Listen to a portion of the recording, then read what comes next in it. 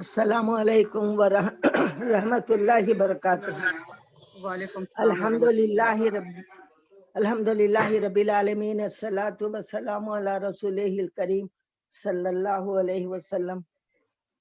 अल्हम्दुलिल्लाहि रब्बिल आलमीन अर्रहमानिर रहीम मालिकी यौमिद्दीन।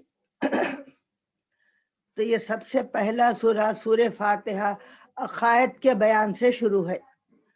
जैसा कि अल्हम्दुलिल्लाहि रब्बिल आलमीन, तमाम तारीफ उस परवरदिगार आलम के लिए है जो तमाम आलमों का पालने वाला है। पालने का मतलब सिर्फ रिज्क देना नहीं है, बल्कि एक जानदार को जिंदा रहने के लिए जिस चीज की जितनी जरूरत हो वो चीज उस वक्त उतनी मिकदार में मुहैया करने वाला। फिर वो ऐसा रब है जो बड़ा मेहरबान बेहद रहम वाला है। तो ये अल्लाह की सिफत भी बयान कर दी गई जो अकायद के लिए लाजिम है, अल्लाह ताला की सिफत है। बड़ा मेहरबान है जो काफिरों को भी नाफरमानों को भी सबको रिस्क मुहैया करते रहता है। फिर इरशाद है मालिक यौमिद्दीन, यानी क़ियामत के दिन का मालिक है। ये आखिरत का अकीदा सबसे अहम अकीदा है कि आखिरत पर यकीन रखने से ही इंसान के अमाल दुरुस्त होते हैं, सही अमाल अदा होते हैं।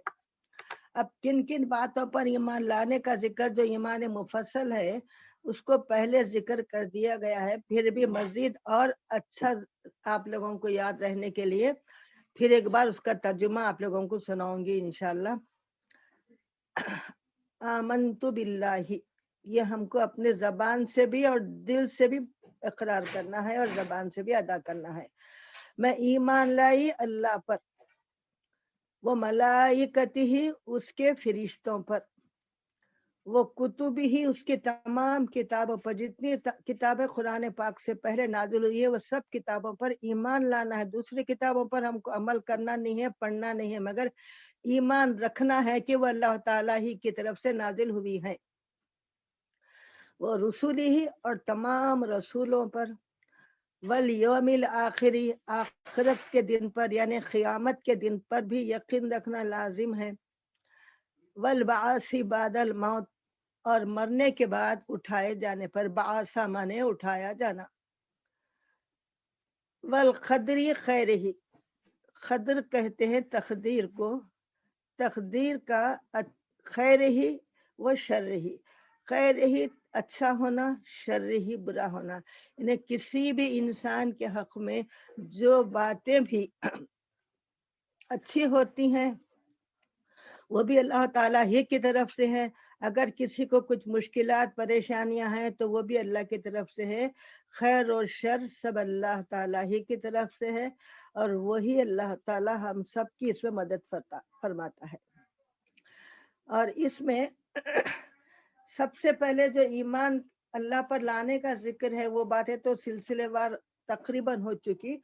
अब मैं आज के दर्स में ये उसके आगे की बातें लेना चाहती हूँ।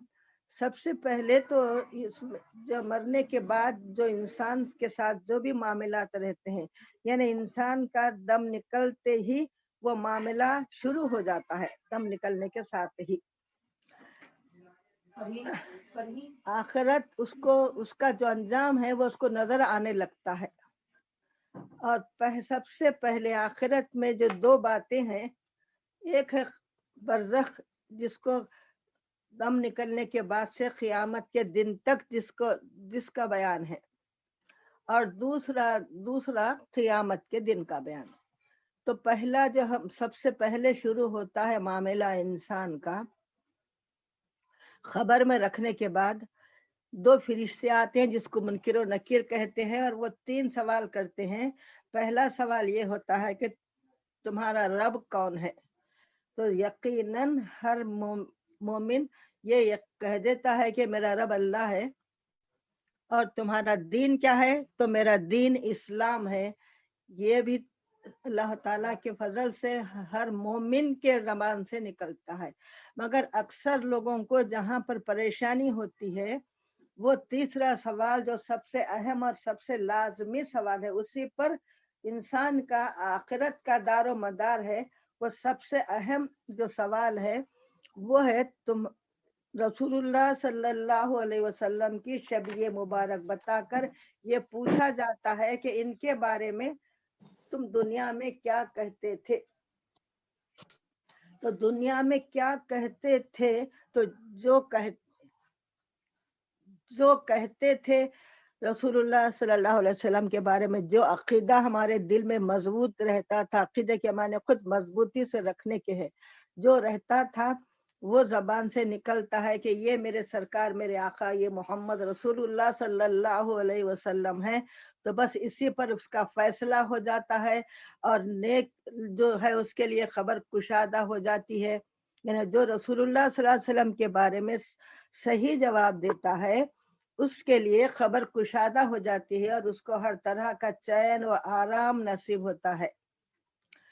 अगर मुर्दा काफिर है या मुनाफिक है या रसूलुल्लाह सल्लल्लाहु अलैहि वसल्लम के बारे में सही जवाब नहीं दे सका, तो वो तीनों सवालों के जवाब में कहता है हाय हाय मैं नहीं जानता। फिर खबर उस पर तंग हो जाती है और ऐसा दबाती है कि पसलियां इधर की उधर हो जाती हैं और तरह तरह के अजाब शुरू हो जाते हैं। ये बातें खबर में मुर्दे को मालूम होती हैं। इसलिए सबसे पहला सवाल जो रसूलुल्लाह सल्लल्लाहु अलैहि वसल्लम के बारे में जो सबसे अहम तरीन सवाल है, उसी पर फैसला है आखिरत का। तो लिहाजा उसके लिए हमको करना ये है कि दुनिया में रसूलुल्लाह सल्लल्लाहु अलैहि वसल्लम के बारे में सही अकीदा रखना चाहिए जो किताबों में बताया गया है। इंशाअल्लाह ताला आपको आगे और तफसील से बताया जाएगा कि रसूलुल्लाह सल्लल्लाहु अलैहि वसल्लम के बारे में हम सबको क्या अकीदा रखना चाहिए और उसको दोहराते भी रहना है जिंदगी में। दूसरा दौर जो शुरू होता है वो क़यामत के दिन का है, या क़यामत का दिन शुरू होने से पहले जो रहता है वक्त, उसको आलम बरज़ख कहा जाता है। क़यामत जिस दिन अल्लाह ताला इस आलम को फना करके फिर तमाम मुर्दों को जिंदा करेगा और उनसे उनकी नेकी और बदी का हिसाब लेगा, उसका नाम क़यामत है। क़यामत का आना बरहक है। क़यामत की जितनी अलामतें अल्लाह रसूलुल्लाह सल्लल्लाहु अलैहि वसल्लम ने बताई हैं वो सब पूरी होंगी।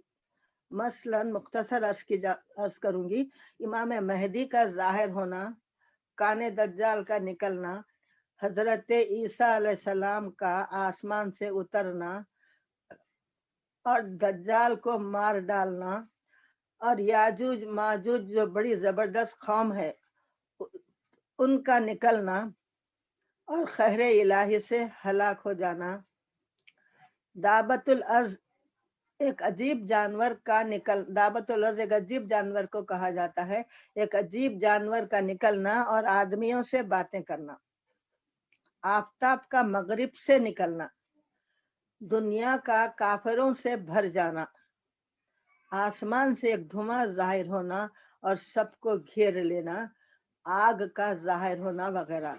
ये तमाम अलामतें क़यामत की बताई गई हैं अहादीस शरीफा में। और तमाम अलामतों के बाद हुक्म इलाही से हजरत इसराफिल अलैहिस्सलाम सूर फूकेंगे जिससे मौजूद आलम सब फना हो जाएगा।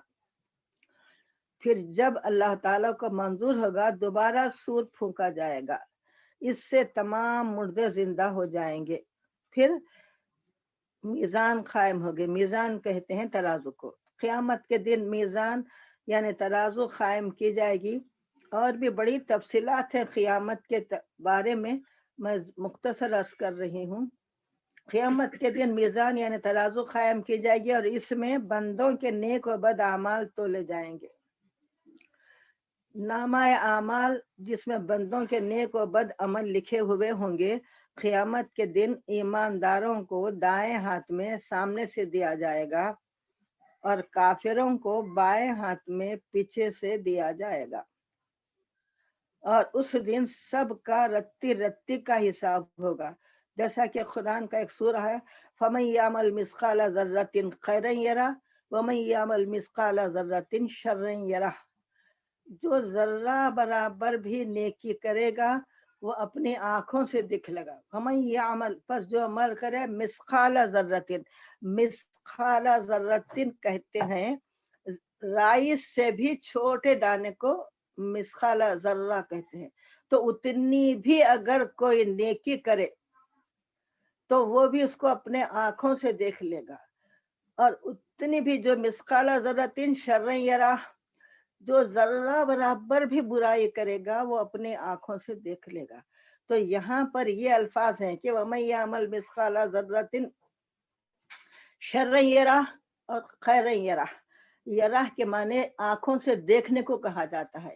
تو وہاں پر ہم اپنے اعمال ہم کو ہماری آنکھوں سے دکھائے جائیں گے. اس کے ثبوت کے لیے آج ہم ویڈیو دیکھتے ہیں، جو اپنے پاس تخارج وغیرہ میں جو ویڈیو لیتے ہیں وہ دیکھتے ہیں جو ذرہ برابر بھی ہے جو حرکت کرتے ہیں وہ نظر آنکھوں سے دیکھ لیتے. اب انکار کا سوال ہی نہیں رہتا، آنکھوں سے دیکھ لیں گے کہ یہ الفاظ ہے.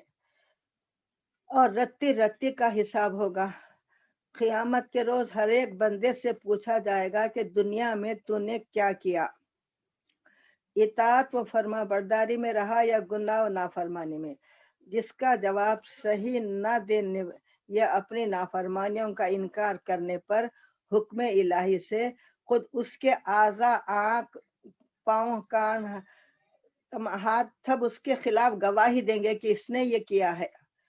انہیں ہاتھوں سے کیا گناہ کیا ہاتھ خود بولیں گے، پیروں سے کیا کیا گناہ کے مقامات پر گئے تھے وہ سب پیر بھی گواہ. تو خود ہمارے اعضاء خود ہمارے سوا گواہی دیں گے. یہ قیامت میں ضرور ہونے والا ہے. اس کے بعد میں ہر انسان کو حکم ہوگا، ہر دوزخ پر ایک پل بنایا جائے گا جس کو پل صراط کہا جاتا ہے. اس پر سے گزرنے کا حکم ہوگا. پل صراط کے بارے میں ہے کہ وہ بال سے زیادہ باریک اور تلوار سے زیادہ تیز ہوگا. جس کو صراط کہا جاتا ہے، سب کو اس پر سے گزرنا ہوگا. اور جو لوگ نیک ہیں وہ تو اپنی نیکیوں کے اعتبار سے اللہ کے فضل سے آہستہ یا جلد یا دیر پا بہرحال اتر کر جنت میں پہنچ جائیں گے. لیکن بدکار اپنی بدکاریوں کے موافق لغزشیں کھا کھا کر یا کٹ کٹ کر دوزخ میں گر پڑیں گے. اللہ فضنا اللہ محفوظ رکھے. اب قیامت کے احوال میں ایک ذکر حوض کوثر کا ہے. اللہ تعالیٰ نے رسول کریم صلی اللہ علیہ وسلم کو ایک حوض عطا فرمایا ہے جس کا نام کوثر ہے. آپ کی امت اس کے پانی سے قیامت کے دن سیراب ہوگی. اس کا پانی دودھ سے زیادہ سفید اور شہد سے زیادہ شیریں ہوگا. جو اسے ایک بار پیے گا وہ پھر پیاسا نہ ہوگا. قیامت کے دن بہت زیادہ پیاس رہے گی جو انسان کے لیے ناقابل برداشت ہوگی. اب ہر بات کو میں مختصر کریں کہ لمبی اگر کرے تو کئی دن چلتے رہے گا معاملہ. اب اس کے بعد جو ہم کو یقین رکھنا ہے وہ شفاعت کے بارے میں یقین رکھنا ہے. قیامت کے دن ایک نہیں دو نہیں ہزاروں طرح کی مصیبتیں پریشانیاں ہوں گی جن سے لوگ بے قرار ہو کر پیغمبروں کے پاس سفارش کے لیے دوڑے دوڑے پھریں گے. پہلے آدم علیہ السلام کے پاس جائیں گے، وہ کہیں گے کہ میں سفارش نہیں کر سکتا، دوسروں کے پاس جائیے. اس طریقے سے تمام انبیاء کے پاس سے ہوتے ہوئے اور کسی پیغمبر کو اس کی جرات نہ ہو سکے گی کہ کوئی اللہ تعالیٰ کے سامنے سفارش کر سکے. بالآخر سب سے مایوس ہو کر ہمارے رسول حضرت محمد مصطفیٰ صلی اللہ علیہ وسلم کی خدمت میں حاضر ہوں گے، کیونکہ آپ رحمت للعالمین ہیں، شفیع المذنبین ہیں. سب کو دلاسا اور تسلی دیں گے اور بارگاہ رب العزت میں پیش ہو کر شفاعت فرمائیں گے. بارگاہ الہی میں پیش ہو کر لکھا ہے کہ آپ سجدے میں گر جائیں گے اور اللہ تعالیٰ آپ پر ایسے الفاظ الہام فرمائے گا جس سے آپ اللہ تعالیٰ کی حمد و ثنا کرتے رہیں گے. بے حد ہم عاجزی کے ساتھ آپ حمد و ثنا کرتے رہیں گے، اس کے بعد اللہ تعالیٰ کی طرف سے حکم ہوگا اپنا سر مبارک اٹھائیے اور جو عرض کرنا ہے کریے، یعنی ارفع راسک سلطوتا کے الفاظ ہیں، یعنی اپنا سر مبارک کو اٹھائیے اور مانگیے، جو مانگو گے دیا جائے گا۔ تو اس کو شفاعت کہتے ہیں، اور آپ کی شفاعت سے سب اہل ایمان مستفید ہوں گے، اگرچہ گناہ کبیرہ کے مرتکب ہوئے ہوں ان کو بھی شفاعت نصیب ہوگی۔ شفاعت کے بارے میں قرآن سے خود ثبوت ہے کہ شفاعت ضرور ہوگی انسان ضرور شفاعت کہا رسول اللہ صلی اللہ علیہ وسلم کو دیا جائے گا، جس کے بارے میں قرآن کی ایک آیت کا ٹکڑا ہے، لا یشفع عنده الا باذنہ، کوئی شفاعت نہیں کر سکے گا اس دن سوائے اس کی اجازت کے، یعنی سوائے اللہ کی اجازت کے کوئی شفاعت نہیں کر سکے گا۔ تو اس کا صاف مطلب ہے کہ شفاعت اللہ کی اجازت سے ہوگی۔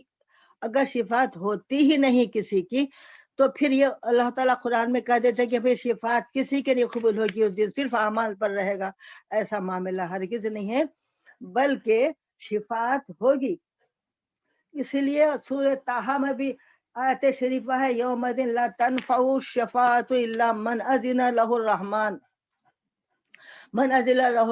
ورضی له قولا، یعنی قیامت کے دن کسی کی شفاعت فائدہ نہیں دے گی مگر اس شخص کے، الا من اذن سوائے اس شخص کے جس کو رحمان نے اجازت دی ہے، سوائے اس شخص کی شفاعت کے جسے رحمان اجازت دی اور پسند و رضیہ لہو، یعنی پسند فرمایا قولا، اور جس کی بات کو رب نے پسند فرمایا۔ تو یہاں پر بھی یہ ہے قرآن کی آیت میں کہ شفاعت کسی کی قبول نہیں ہوگی سوائے اس شخص کے جس کو اللہ تعالیٰ اجازت دے اور جس کے قول سے اللہ راضی رہے۔ تو اس سے معلوم ہوا کہ شفاعت حق ہے، شفاعت ہوگی، اور شفاعت سوائے رسول اللہ صلی اللہ علیہ وسلم کے کسی کو اجازت اس کی نہیں ملے گی، اور آپ کے سوا کوئی اثر نہیں ہوگا جو رب کے سامنے، کیونکہ ہمارے آقا اللہ کے حبیب پاک ہے، تو اپنے رب کے سامنے آپ پہلے سجدے میں گر جائیں گے بہت دیر تک، اس کے بعد آپ سفارش کریں گے اور آپ کی شفاعت قبول کی جائے گی۔ اسی شفاعت کو شفاعت عظمیٰ کہا جاتا ہے، اس مقام کو مقام محمود کہا جاتا ہے۔ یہ شفاعت آپ ہی کے لیے خاص ہے، آپ کی شفاعت سے سب اہل ایمان فائدہ مند ہوں گے اگرچہ گناہ کبیرہ کے مرتکب ہوں۔ اس کے بعد شفاعت کے بارے میں اور بھی تھوڑا ذکر ہے، انبیاء، اولیاء، علماء، صلحاء، شہداء کی بھی شفاعت حق ہے، ان کو بھی اللہ تعالیٰ اجازت دیں گے تو وہ بھی شفاعت کر سکیں گے، اور اللہ تعالیٰ کی اجازت سے وہ بھی شفاعت کر سکیں گے، اور جس سے محبت رکھتے ہیں، یعنی قیامت کے دن جس سے محبت ہمارے دل میں جس سے محبت ہے ان کے ساتھ ہم کو رہنا نصیب ہوگا۔ تو اللہ تعالیٰ کے فضل سے قیامت کے دن ہر شخص اپنے اپنے عمل کا حساب تو ہے ہی، وہ تو پہلے، اس کے بعد میں شفاعت کا ذکر ہے۔ حدیث شریف میں آیا ہے کہ حضرت رسول کریم صلی اللہ علیہ وسلم نے فرمایا کہ ہر شخص کی جگہ جنت یا دوزخ میں اللہ تعالیٰ نے پہلے سے لکھ رکھی ہے۔ صحابہ نے عرض کیا کہ یا رسول اللہ صلی اللہ علیہ وسلم، کیا عمل کرنا چھوڑ دیں اور لکھا ہوئے پر تکیہ کر کے بیٹھ جائیں؟ تو رسول اللہ صلی اللہ علیہ وسلم نے فرمایا، عمل کیے جاؤ، جس جگہ کے لیے جس شخص کو اللہ نے پیدا کیا ہے اس کے لیے وہ عمل آسان کر دیے جائیں گے، نیکوں کو نیک عمل آسان کر دیے جائیں گے اور بدوں کو بد عمل آسان کر دیے جائیں گے۔ تو لہٰذا ہم سب کو چاہیے کہ پہلے عقیدہ صحیح رکھنا ہے۔ عقائد کے بارے میں خود یہ ہے، جیسا کہ پورے قرآن میں 114 صورتیں ہیں، 114 صورتوں میں 86 صورتیں مکے میں نازل ہوئی اور 28 صورتیں مدینہ شریف میں نازل ہوئی۔ 3 حصے سے زیادہ قرآن مکے میں نازل ہوا، اور جتنا قرآن مکے میں نازل ہوا ان سب میں عقائد کا ذکر ہے کہ صحیح عقیدہ ایک مومن کا کس بارے میں کیا کیا عقیدہ ہونا چاہیے، تفصیل سے بتا دیا گیا ہے۔ कोई हुक्म सिवाय नमाज के मक्के में नहीं मिला। सारे अहकाम हमारी शरीयत में क्या क्या करना है, हमको क्या क्या नहीं करना है, कौन से काम गुनाह है, कौन से काम सवाब है, क्या क्या अमल सही है, वो तमाम तफसीलात हमारी शरीयत के मुकम्मल अहकाम मदीने शरीफ में नाजिल हुए। और मक्के शरीफ में सिर्फ अकायद का बयान है और साथ साथ पिछले अंबिया के वाक़यात तमाम मक्के में नाजिल हुए हैं। उनकी नाफरमान उम्मतों पर कैसे कैसे अजाब आए वो भी जिक्र किया गया है, हमारी इबरत और हमारी नसीहत के लिए नाजिल किया गया है। तो हमको मालूम हुआ कि इस्लाम में अल्लाह ताला के पास अकायद की कितनी अहमियत है कि पहले अकीदे का बयान बड़ी तफसील से मुकर्ररात के साथ जिक्र किया गया है, उसके बाद आमाल का जिक्र है। तो हम सबको चाहिए कि सबसे पहले अकीदा सही रखना है। और अक्सर अल्लाह का फजल है कि बहुत से लोग अल्लाह ताला के बारे में सही अकीदा रखते हैं, मगर बाज जगह ये गड़बड़ होती है कि कोई बीमार होगा तो शिफा के लिए इधर उधर गलत लोगों के पास चले जाते हैं, किसी को रोजी की परेशानी हुई तो इधर उधर गलत किस्म के लोगों के पास चले जाते हैं और ये रखते हैं कि फला मकाम पर जाने से सेहत हो जाएगी और या रोजी के असबाब हो जाएंगे। तो ये बात गलत है। सिर्फ अकीदा सिर्फ और सिर्फ अल्लाह पे रखना है, अल्लाह ताला ही देने वाला है। हाँ, आज इस मुबारका में रसूलुल्लाह सल्लल्लाहु अलैहि वसल्लम की बताई हुई दुआएं हैं। शिफा के लिए क्या पढ़ना है, रिस्क के लिए क्या पढ़ना है, कौन सी परेशानी के लिए क्या पढ़ना है, तो वो बातें हमको पढ़ते रहना, वो अमल हमको करना है नमाज की पाबंदी के साथ। ये बात हो गई है। अब जन्नत के बारे में, जन्नत दोज़ख के बारे में अर्ज़ करना है। जन्नत पैदा हो चुकी है जो एक ऐशो आराम की जगह है और जिसमें तरह तरह की नेमतें मौजूद हैं जो नेक लोगों को नेकियों के सिले में अल्लाह के फजल से अता होंगी। जन्नत और अहले जन्नत कभी फना ना होंगे। जन्नतियों को किसी किस्म की तकलीफ या रंज या गम नहीं होगा, बल्कि वो अपने अपने नेक अमाल के अंदाजे से अल्लाह के फजल से हमेशा ऐशो आराम में रहेंगे। जन्नत में सबसे बड़ी नेमत अल्लाह ताला का दीदार नसीब होगा जो जन्नतियों को नसीब होगा। इसके मुकाबले में तमाम नेमतें हेच है। दोज़ख भी पैदा हो चुकी है जिसमें आग, सांप, बिच्छू, तौख, जंजीर, तरह तरह के अजाब हैं जो बदकारों को बदकारियों के एवज में दिए जाएंगे। दोज़ख व अहले दोज़ख कभी फना ना होंगे, यानी जो लोग काफिर और मुशरिक हैं वो दोज़ख में हमेशा हमेशा रहेंगे, उनको मौत भी ना आएगी कि मरकर अजाब से नजात पाए। बाज गुनहगार मुसलमान भी दोज़ख में दाखिल होंगे, लेकिन हमेशा इसमें ना रहेंगे, बल्कि जिनमें जर्रा बराबर भी ईमान होगा, जिसके दिल में जर्रा बराबर भी ईमान होगा, वो कितने ही बड़े गुनाहगार हों, बिल आखिर बखदर गुनाह अजाब पाकर या रसूलुल्लाह सल्लल्लाहु अलैहि वसल्लम की शिफाअत से महज अल्लाह की रहमत से जन्नत में दाखिल किए जाएंगे। अब और इस आलम में जो कुछ हुआ है और हो रहा है और होगा, सबको अल्लाह ताला ने अज़ल ही में लिख दिया है। अब इसके खिलाफ कुछ नहीं हो सकता। इसी का नाम तकदीर है। बंदों के भले बुरे तमाम कामों का पैदा करने वाला अल्लाह ताला ही है, लेकिन भले कामों से वो राजी होता है, बुरे कामों से नाराज होता है। बंदों को किसी काम के पैदा करने की कुदरत नहीं है, अलबत्ता इनको अल्लाह ताला ने समझ और इरादा दिया है, जिससे वो अपनी समझ से, अपने इरादे से भले या बुरे काम करते हैं अपने इख्तियार से।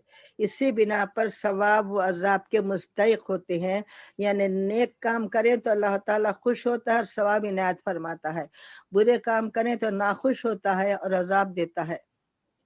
तो लिहाजा जो कुछ तकदीर में लिख दिया गया है वो होता है।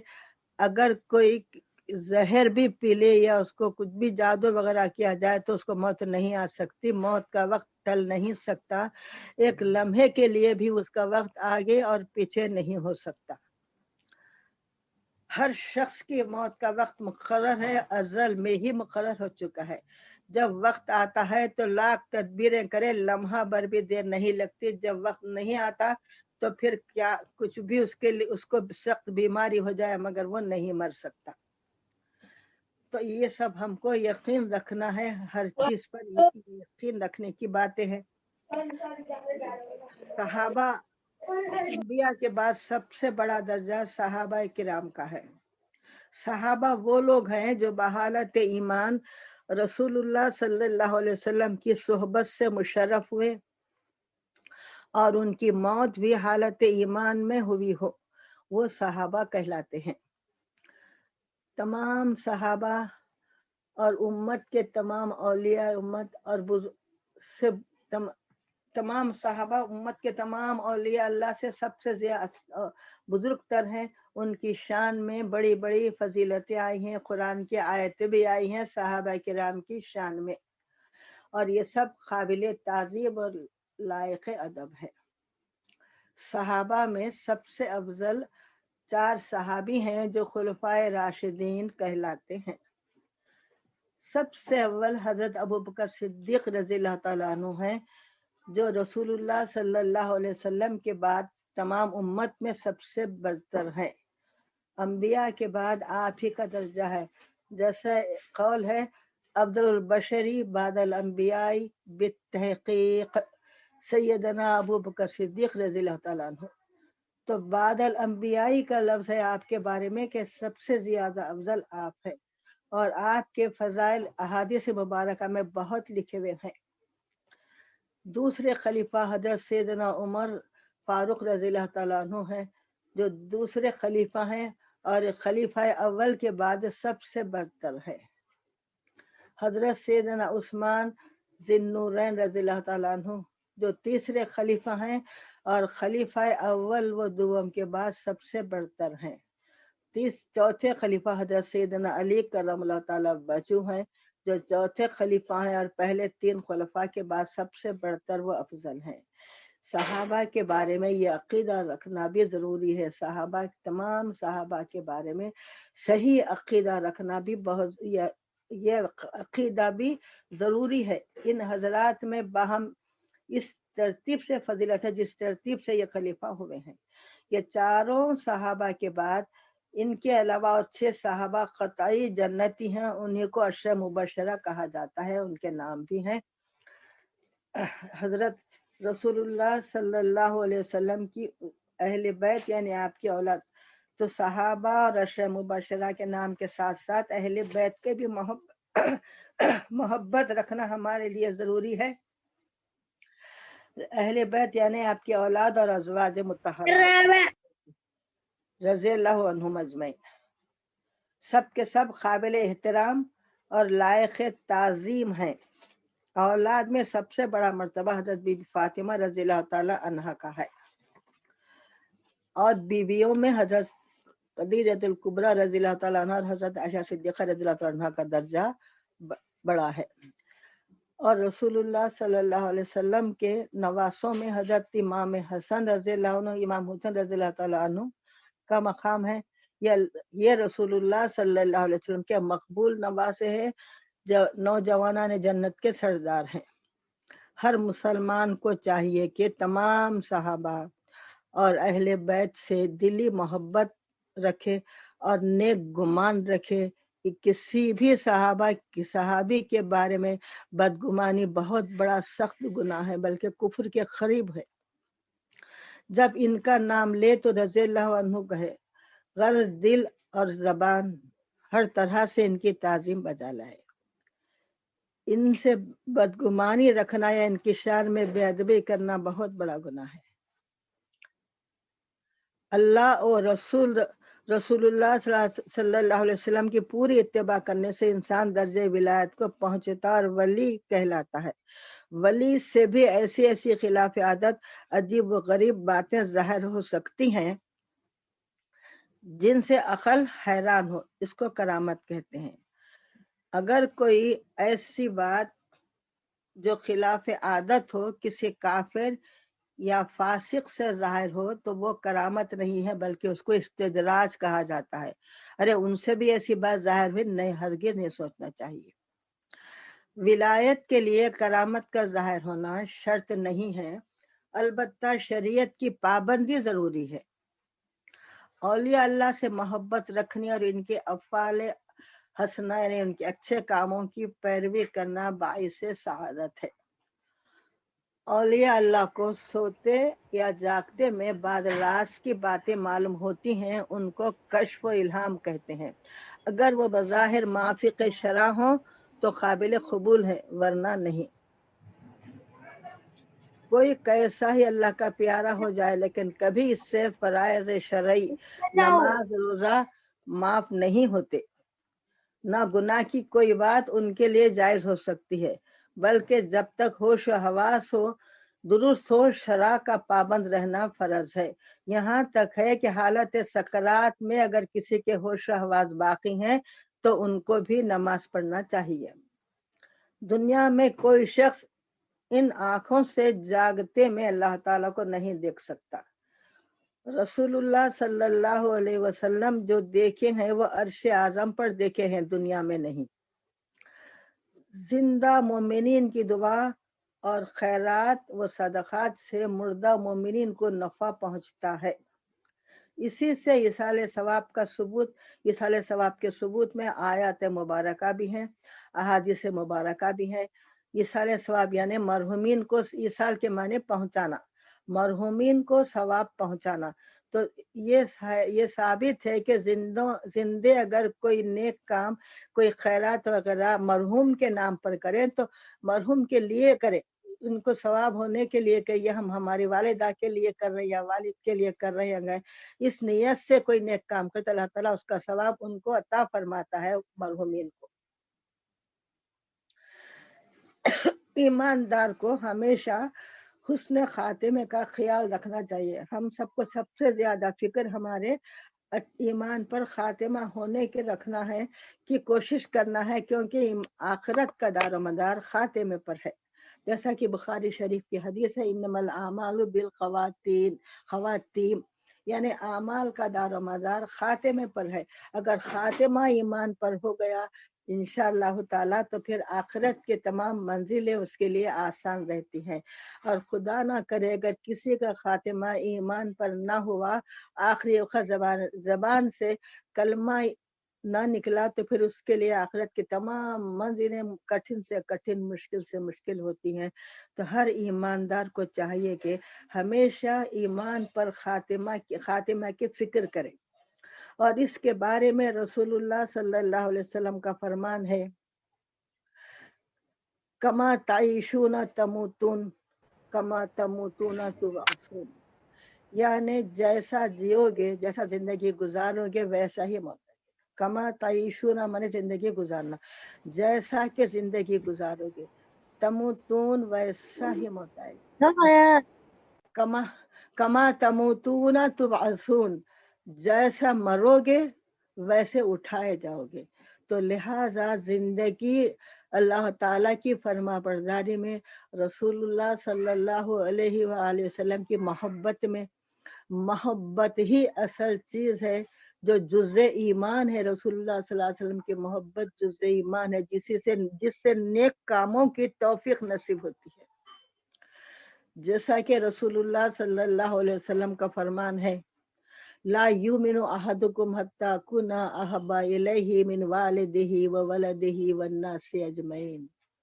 لا یؤمن، کوئی مومن نہیں ہو سکتا جب تک کہ اس کے دل میں میری محبت یعنی رسول اللہ صلی اللہ علیہ وسلم کی محبت، اس کے ماں باپ، اس کی اولاد اور تمام لوگوں سے بڑھ کر محبت نہ ہو، مومن ہو نہیں سکتا۔